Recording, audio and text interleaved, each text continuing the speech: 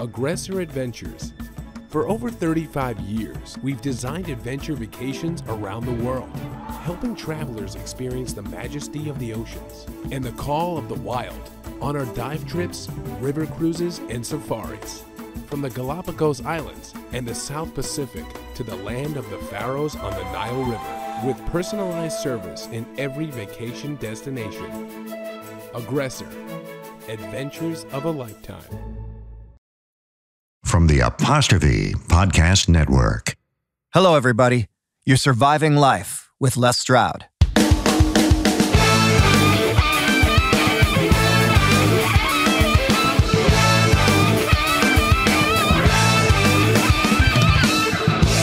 I'm working on jealousy. I'm not into hate. I'm working on anger, 'cause I'm not into rage. We got to know Lisa Fenton a little bit in part 1 of my interview with her sitting outside in a field with me at the Bushcraft Symposium in Alberta, Canada, which happened before the pandemic, by the way.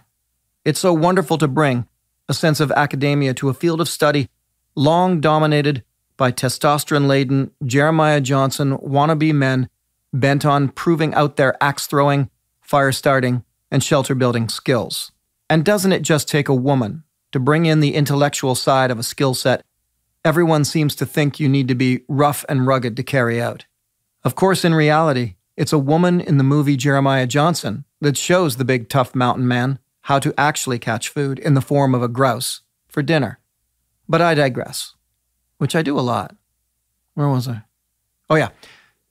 Lisa did her actual PhD thesis on bushcraft skills and their relation to Indigenous cultures. And here in part 2, we really get into the meat of the matter as far as what these kind of skills actually mean to us all, to life itself. These are the words of Lisa Fenton. That relationship with the natural world that simultaneously develops the person surely is something we can't ignore. And when we have this thing that we call bushcraft and survival skills and primitive technologies, which all share similarities, they're in the same family. I'm still bleeding, and you're still needing. Must it end this way? If you stay here, you will find fear. Love can't keep away. And that's the same with bushcraft. You can't learn it by focusing on what kind of knife you have or what books you have or what have you. At the end of the day, you've got to go and apply it, and that is where the magic really is. That's where the alchemy is. That's where the hardship is, and that's where the learning is. All you need to do, all you need to do is go now. Just go now. I've asked you to do this interview outside, so we're outside. And isn't that breeze that just came up wonderful? Right. I was thinking the exact same thing as we were talking. Yeah, oh, that was nice. But it's a case in point because I'm doing my job right now of interviewing you, which is a creative expression of mine. You're expressing yourself creatively with your ideas and these concepts, but all the while, because we're sitting in a field, thankfully away from the mosquito zone, we're being bombarded with breezes and heat from the sun and smells. And that's why sounds of the wind going through the trees. The five senses, which was that point that I, on a tangent, made in my thing, was that this is the kind of place that we're literally sitting in a field. So all five, now we're embroiled in a conversation. Okay, we're focused. Were we just to be silent, it is, with the exception of maybe taste, unless I chew on a piece of grass right now, all five senses are just being affected and lit up. Yeah. And so the idea of primitive skills and earth skills afford us that opportunity to experience even that, the deeper side of connecting to nature that we don't know anything about. Yeah, it made me smile when you said about the senses because, everything you'd said, as I said before, everything you said in your presentation was just like, oh, bang, bang, bang, that's all the stuff. No, but it was great because you do it in your way and it's, and you set the baseline touched on everything that needed to be for your touched. intelligent discourse. That's okay. I'll put down the shovel now. Yeah. But going back through when I had to sort of delve through the history. And the more modern history is you get into these sort of survival manuals, which were drawn from ethnographies that were drawn from Indigenous knowledge directly by anthropologists. And then the army paid them to go do this. So then the army, the various militaries took that information and turned it into survival manuals, the first survival manuals, around the 1940s.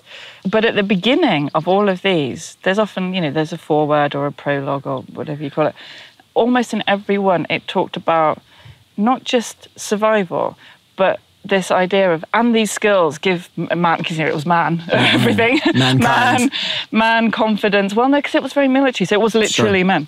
It gives man the confidence, the self-sufficiency, and that it stimulates all the senses. And this comes up in almost every survival manual. And then you go, but they mean it in not just a survival sense, but in a well-being sense. And it makes us feel good. Oh, they mean it more than pragmatically. Yeah, it makes us feel good. So there's this other side. Even these military guys. Yeah. And then you have the kind of woodcraft, like youth movement stuff, often touch on that. Very often this mention of the five senses and the hint at the sixth sense, and that those, as you said, as those things combine, give us another sense, which we can't quite put our finger on what it is. And I agree, it's there. It certainly, when I'm outside, my ability to be more alert changes. Like your consciousness changes, and you must have had this with doing survival stuff to really quite an extreme of how your consciousness changes with lack of food, needing to hunt, wanting to hunt. You wouldn't want to hunt if you were well-fed. And how you notice so much more in the landscape because you're hungry and you need to notice, and it just happens. Actually, I would submit that also maybe a slightly sort of downside to that is because you need to eat, what you noticed actually pertains to that. Yes. You start actually focusing. Yep. So now you're in nature. Yep. It's not like we walk around in nature going, yes, I noticed that a dragonfly landed on that branch behind my head. No, I'm hungry. I'm noticing that there's a change in the trees over there. I think there might be some water over there. And I'm hungry, and I'm hoping that water means food. So actually, I find that the hunger side of things, or the thirsty side of things, begins to drive your focus. Yeah, totally. And you actually, maybe this is what I'm riffing, but maybe what you end up doing is you take your five senses and you on purpose combine them to focus towards what you need. Yeah. And the directive of food and water. Did this show up in your study of primitive skills and bushcraft? I mean, you're already saying, yes, it did in the early manuals. Did it show up elsewhere? I'd say it was a strong theme throughout everything. Really? Yeah. So, in the historical documents, I mean, you could even go right back to the early explorers, talking about the indigenous peoples that they utilised in order to, if we talk about Australia, they couldn't get more than 4 days without Indigenous knowledge because they didn't know how to get water from the landscape. And in those journals, they will often talk about the Aborigines and their senses. This whole notion of our senses changing when we go outside is through almost everything I was reading. It's a common thread, common theme. Yeah, because people teach sort of sensory awareness. Well, I'm interrupting you. I get that, and I apologize for that. But you just brushed up against something that actually is starting to become a bit of a problem because after a while, everything becomes, I'll just use really loose terms, very woohoo, very airy-fairy, it's all about... And detached from the reality. Their fingers are not getting dirty. Yeah.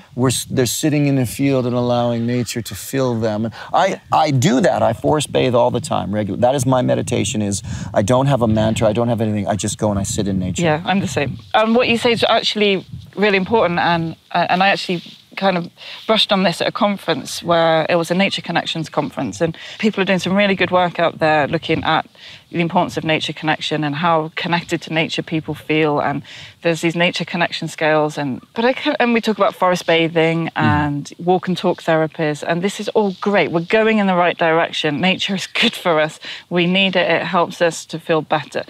Not everyone, for some people nature's terrifying, awful and horrible. But what I'm trying to get to is that, God, what am I trying to get to? It's gone out of my head. That it's on the tip of my tongue. Well, I'll interrupt you while you think about that. When you said, not for everyone. For some people, it's terrifying and horrible. My sister. Yeah. I remember being in a canoe with her, and we're looking at the boreal forest from the canoe, and I said, "Oh, I just want to go in there and get lost in there." It was dark. It looked like a mystical, enchanted forest with a dark moss floor and this black spruce. Oh, wow. And my sister paused, and she goes, "That looks horribly intimidating. Yeah. I don't even want to get out of the canoe."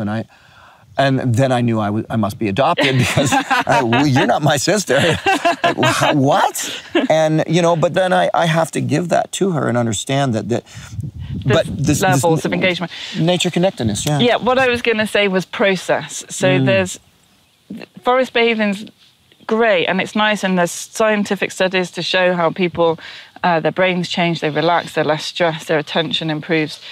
But there's also a lack of process in a lot of these things, and I think that's what gives bushcraft, primitive skills, the potential, the currently untapped potential, because you're engaged in a dirty fingernails way in the natural environment. And kids love, even the kids that think they don't love it, when you actually get them out and they start to build confidence, they just love it. It's just inherent, isn't it? And to go out and lay down in a field might be really nice for them, but to go out and learn how to make a bow and arrow or make a fire or just poke a fire. Oh my gosh, what you're saying, this is a revelation to me, that the idea of process, it's a good word, because you're right, there is a difference between laying out in a field and digging something up. There is process involved there. I would often, if a woman asked me, how do I get my 3-year-old daughter, I said, "Do you have a backyard?" I said, "Well, let your 3-year-old daughter go out in the backyard and play in the mud." Yeah. Let her pull a worm out of the grass, let it break off in half, and then she can cry because she killed a worm because she broke it up. Like, let that happen. Get dirty. And I think what I was saying was, don't just take her for a walk. Yeah. Let there be process. Exactly. I love this. And kids are natural alchemists. They want to make potions, they want to see what happens when you mix and meld different substances and materials. And I think this is, again, it speaks to who we are as humans. It's processes. It's like, what happens if I take, that and put it together and boil it? And how do I steam bend this? And how do I put these two things together to make glue? And how do I... This is what we do all day long as bushcrafters. Exactly. And I think that's the next step, in a way, of... work with kids and therapy and education is process. Let them go through it, because I remember talking to my PhD mentor, not my supervisor, but as a sort of mentor, and her saying, Lisa, what's the difference between nature as backdrop rather than nature as sort of intimate engagement? Mm-hmm. We can all go to the woods and get drunk. Does that mean we're connecting to the natural world? What do we mean when we say nature connection? We can connect to our fellow friends and what have you, but it's not the same level of connection to nature. It might be none whatsoever. Well, you just use the word engagement. Yeah, as I said, hanging out with my 16-year-old buddies, drinking beer and smoking various things. Our engagement was literally throwing our glass stubby beer bottles off into the bush to see who could hear it smash when it hits a rock. That was our engaging with nature. Yeah. Except for me, there was a side swipe of when they weren't there, and on the Sunday or whatever, I was looking at the ants crawling on a rock. Same location, same person, same era of my life. One day I'm there. That's not engagement, but I'm in it. Yeah. The other day I'm there and I'm engaged with it. And that's, hold your thought, because that's what I want to say is I am all about, at the same time as we're talking about process, now I have to rectify this with my thought on free time in nature. And I think when I say free time in nature, I don't mean sitting and meditating. I mean engaging, process, watching the ants. And what were you going to say? Well, it's just picking up on two words that you used then. You said in and with. So when you were in nature throwing bottles and when you were with nature looking at ants. Did I say that by accident? Yeah. That's good. You see, it's all in there, Les. Yes, no, it's a case in point. Your psyche recognizes that you were, or my psyche, I guess, recognized in that moment. That's right. We're discussing the difference between, and where I was going with this, for example, I love, ropes courses, fantastic. Yeah. But ropes courses is not really time in nature. No, it's not. You're using nature as your outdoor gym. Yeah. No offense to ropes courses, I love them. Yeah. But along with your ropes course on that weekend Outdoors Club thing, how about you just walk and sit somewhere and watch a bunch of ants building? I think one of my colleagues at the university, Chris Loynes, he wrote a paper which was brilliant, where he talks about rope courses in particular. And he's in the outdoor studies department of the university, and he's the professor, he's been writing a long time. But he calls high ropes courses the McDonaldization of the outdoors. Oh, that's good. Harsh? It is harsh, but good. I know.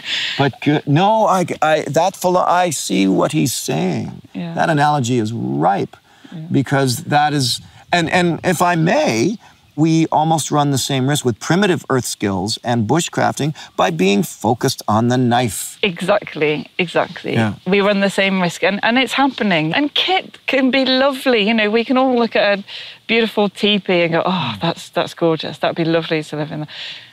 But let's not fetishize it. Let's not make it the center of what we do. It's okay to have nice gear, particularly if you've got family and so on, and to romanticize nature and so on. That's all okay, but it would be awful to get into that situation where it's just about comparing what kit you've got or don't have or what have you. Whether or not you're wearing a bandana. Yeah. Whether or not you're wearing the leather strap on you, sort of thing. And that's why, even here, I've joked about it, that I thought, you know what? I'm not going to put on my fall raven pants. I'm going to stay in my blue jeans and my city T-shirt and I was joking with somebody. I said, now I pop because I stand out because I'm not wearing the leather hat or anything like that. I think tonight in concert I'll put my bandana on because it's like the Survivorman super cape. Yeah, exactly. Your confidence bandana. Yeah, not that you need confidence. Now I'm Survivorman. It really is. It's the Clark Kent thing. But sometimes you do, don't you? Sometimes you got to get in character a bit because that's fun. Well, that's right. It's not to deny that because certainly when you go out and you do primitive earth skills or you do bushcrafting skills, it feels good to wear the garb, to wear the uniform. Yeah, and often there's a very practical part of that. And philosophically, there's another anthropologist, Paulson. He, quite some time ago, it's maybe 20, 30 years ago, did the study with fishermen, Icelandic skippers. And he talked about the distinction between skill and force. And he talked about fetishizing gear amongst fishermen. These were trawlers, they were going out. And what he discovered through talking to all these different skippers, the old boys, the new guys, the guys that came out of schooling, the guys that came out of apprenticeships. But one of the things that he discovered and wrote about was that guys who were just entering into the arena in practice were focused on what kind of hooks they had, what kind of gear they had, etc. Whereas the long-timers, the old boys, he's like, they barely had. The gear was rubbish, it was old, it was crappy. They could replace it. They didn't see the need to replace it because it wasn't about the gear. They knew where the fish were and they knew how to get to them. Whereas the new guys didn't know where the fish were, and no matter how much gear they had, it didn't help them get more fish because they didn't have the wisdom.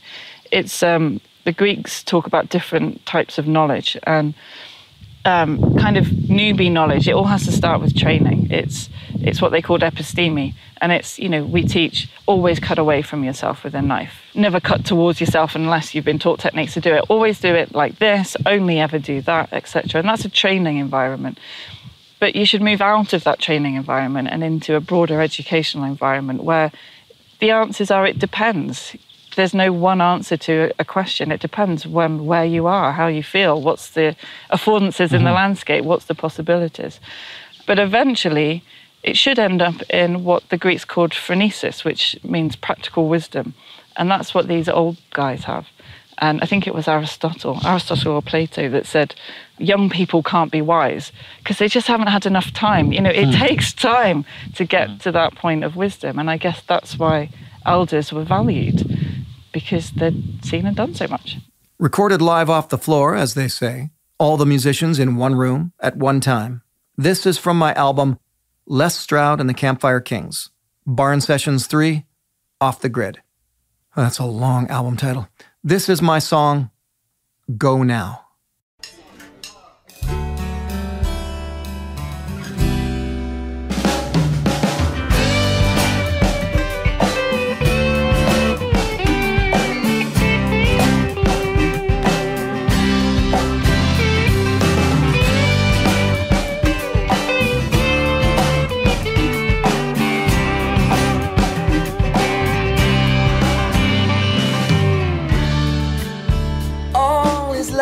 been spent trying to wash this stain away.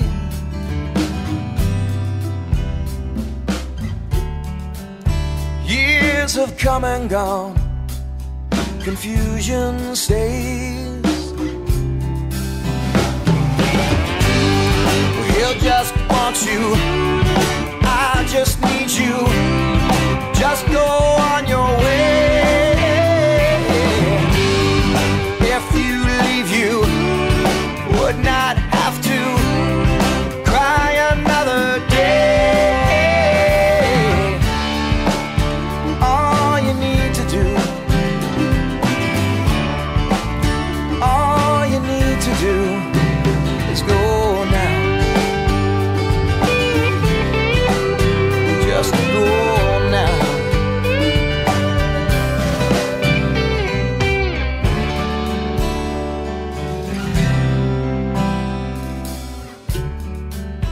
All my life's been spent trying to push this pain away.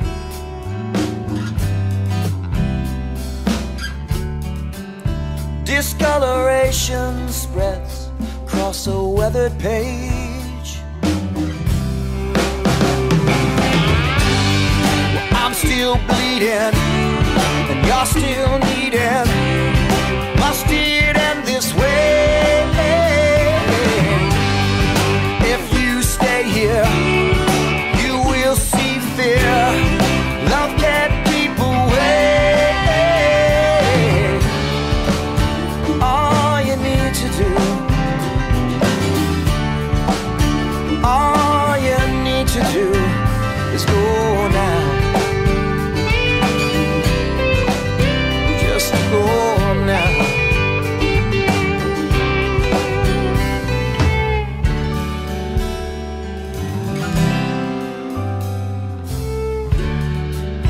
All my life's been spent trying to wash this stain away.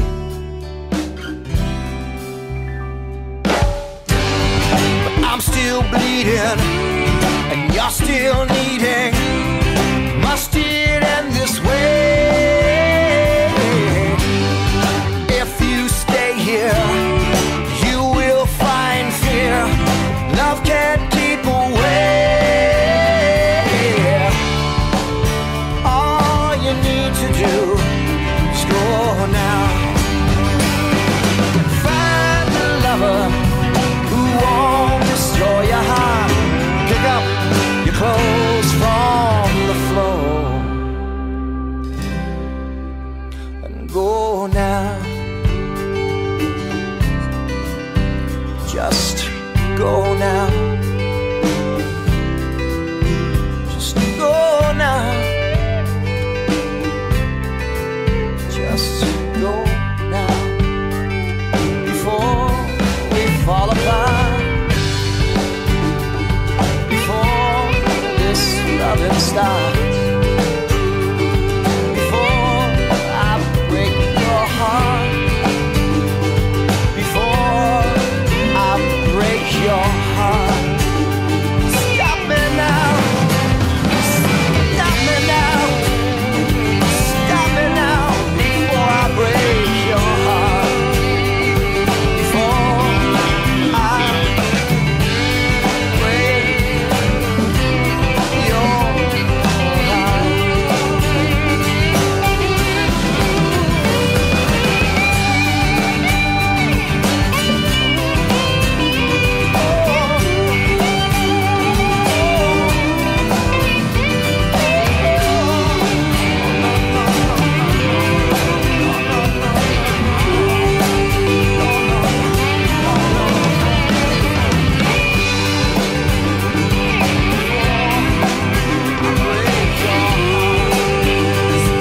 now. Stop me now. Stop me now. Before I break your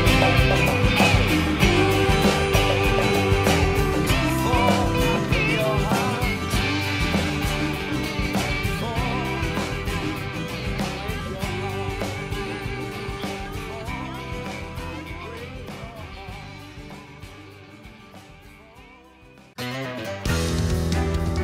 Woohoo! Beautiful little rainbow. Dinner. This perhaps is the most incredible kitchen scenario I've ever had. When you start getting involved in local foraging and bringing the ingredients home and playing with them in the kitchen, can you create a dish where the domestic ingredients don't overshadow the wild ingredients? Hey there! Oh! Go on! Now the job's getting fun. This dish is a showcase of how great these foraged ingredients come together. It's the best when it's its own flavor. When you're making something with a wild edible, you're nailing it and not losing the wild flavor. Sometimes it is about the ingredients. You're surviving life with Les Stroud.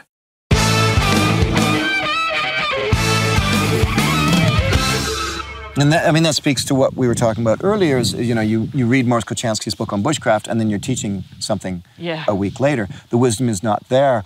One of my favorite documentary films is called 20 Feet from Stardom, and in it, Sting makes a point. It says, there's this idea that you can go on American Idol and be a star. Yeah. And the problem with that situation is you've bypassed the spiritual journey that it took to go from, in our case, first being taught the fire bow to actually living by the fire bow. There's a spiritual journey, and so what happens is, as he says it, your success is wafer thin. Perfect. That's such a brilliant... Leave it to Sting, right? Yeah. and we can adapt that to these skills, these primitive skills, and the old men in their fishing boats versus the young upstarts. But that said, for all of this discussion, there are going to be the young upstarts. Yeah, I don't want to... It is good as long as they learn to shelve arrogance and place their confidence in the right place. Learn to develop and grow learn to be learners. That's really crucial, actually. And I suppose there's 2 points. One is just on that fetishization of skill. What Palson said is when people don't move in their learning journey, when they get stuck in talking about the profile of a knife blade, that's when it starts to become fetishized and unhealthy and what have you, because the learning should move into applied. And that next step, that educational step, is what they call gnosis, which is a relationship. So, and he uses the example of musicians, that every time they pick up a guitar, they're entering that relationship, and in that relationship, they learn something new. But they can't learn it when they don't have the guitar in their hand. They're not learning it by the guitar sitting in the corner. Or reading a book about guitars. Exactly, or reading a book about guitars. So, and that's the same with bushcraft. You can't learn it by focusing on what kind of knife you have or what books you have or what have you. At the end of the day, you've got to go and apply it, and that is where the magic really is. That's where the alchemy is. That's where the hardship is, and that's where the learning is. In Maurice Kochenski, the word legend has been bantered about constantly. We're all in his presence right now, and I interviewed him yesterday, and I actually didn't want him to talk about bushcraft. We talked about his early life, and when he does get into, and on our panel discussion, discussing these skills and things, you'll notice that he just automatically starts referencing like moments on the land. He's talking about children and outdoor education. All of a sudden, he's got you by the side of a river gathering shales and stones and shells and plants.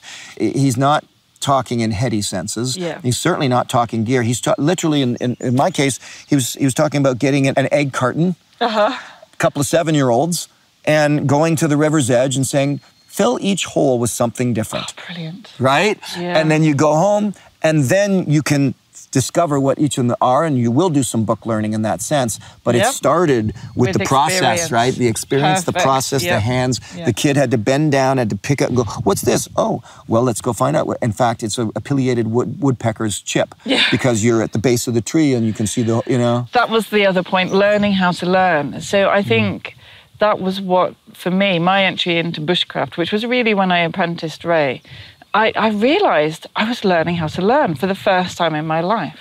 And I realised it. This is learning.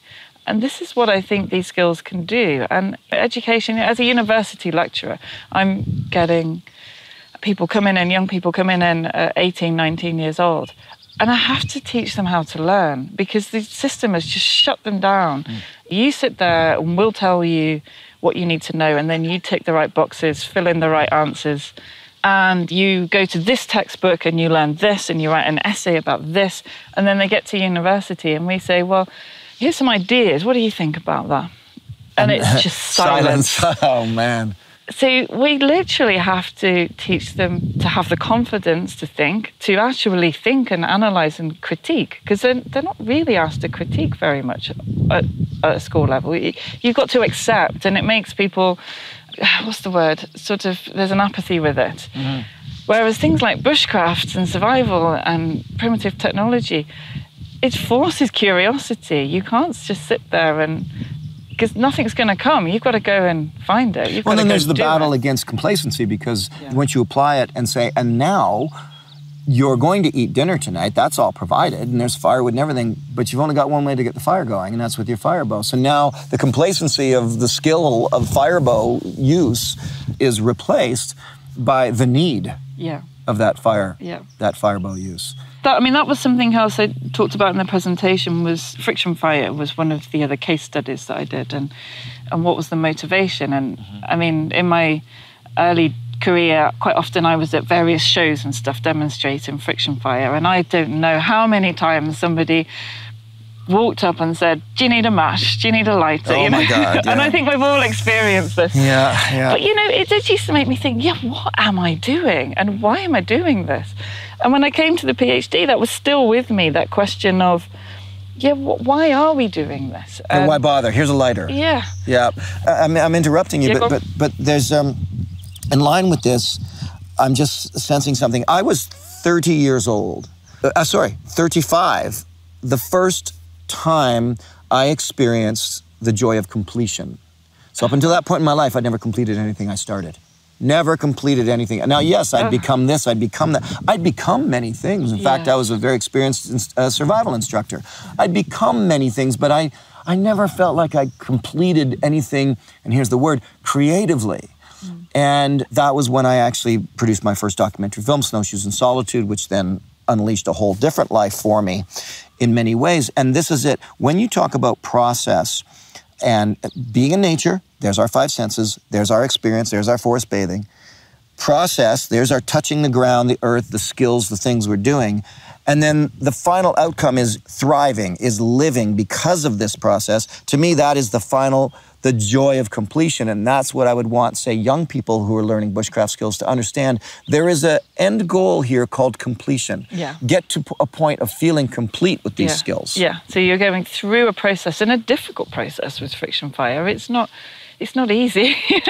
And it can take years to learn. It took me years to feel, and I wouldn't even say now that I feel confident that every time I go out into nature, and I haven't done it for several years, just sort of walked out. But, every time I go out, I'm going to get fire. Every time I step out.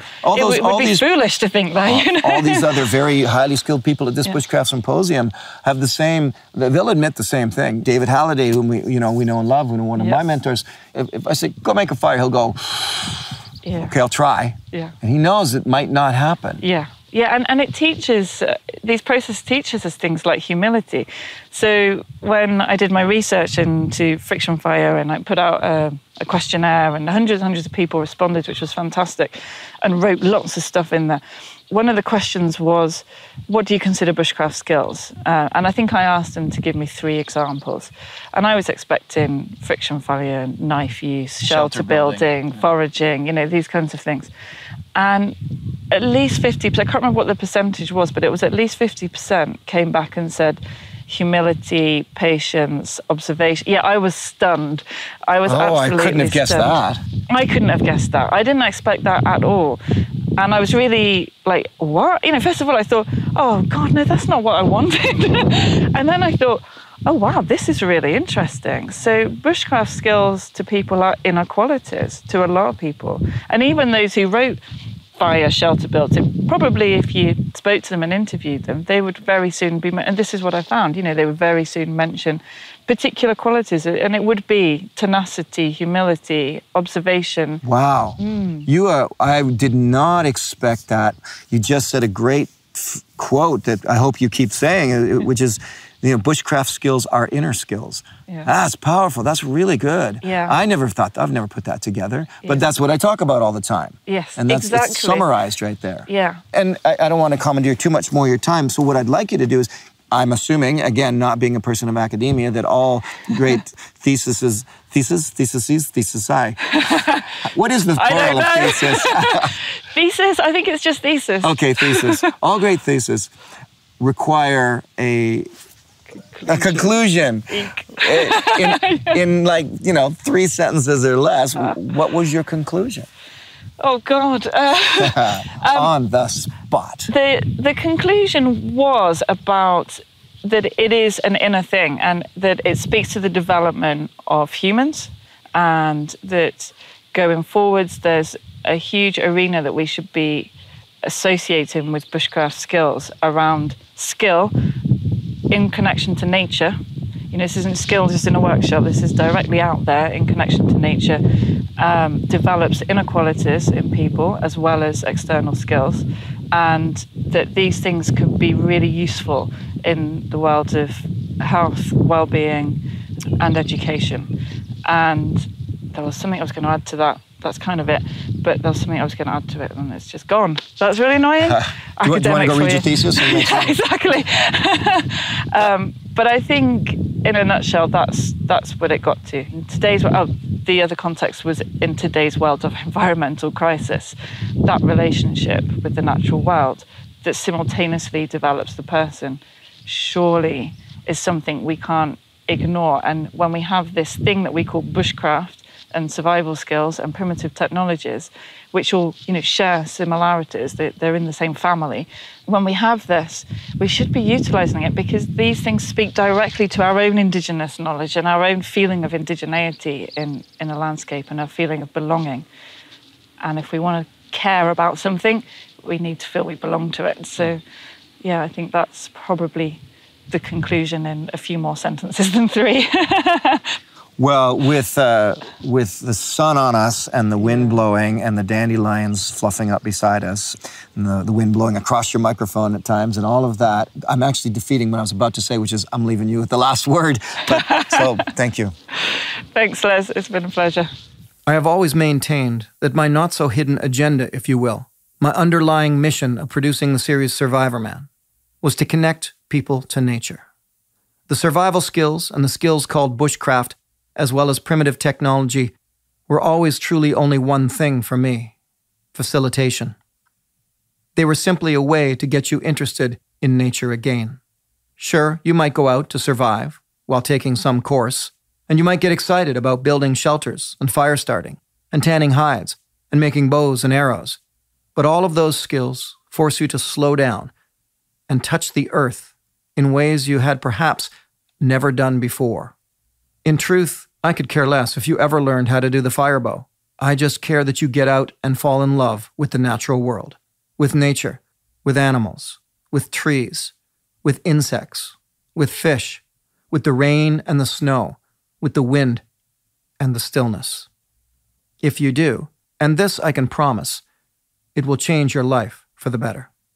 Keith Oman doesn't know how to do a firebow, but he sure knows how to engineer this podcast. The Apostrophe Podcast Network doesn't hold classes in shelter building, but they sure know how to provide wonderful content. Stick around, everyone. We'll figure this life out. Together.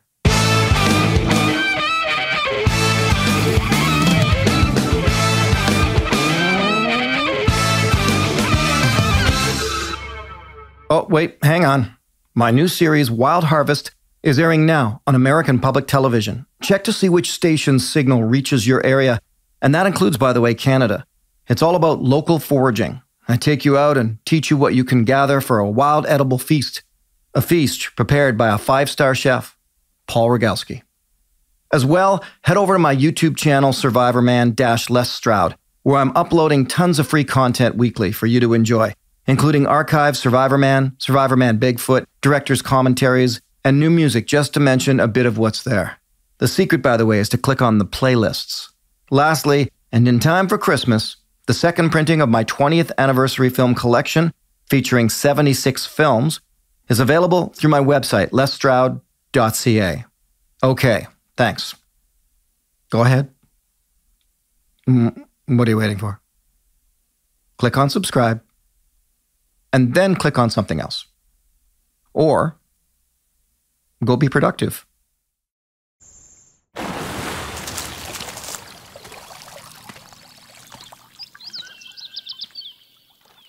Aggressor Adventures. For over 35 years, we've designed adventure vacations around the world, helping travelers experience the majesty of the oceans and the call of the wild on our dive trips, river cruises, and safaris. From the Galapagos Islands and the South Pacific to the land of the Faroes on the Nile River, with personalized service in every vacation destination. Aggressor, Adventures of a Lifetime.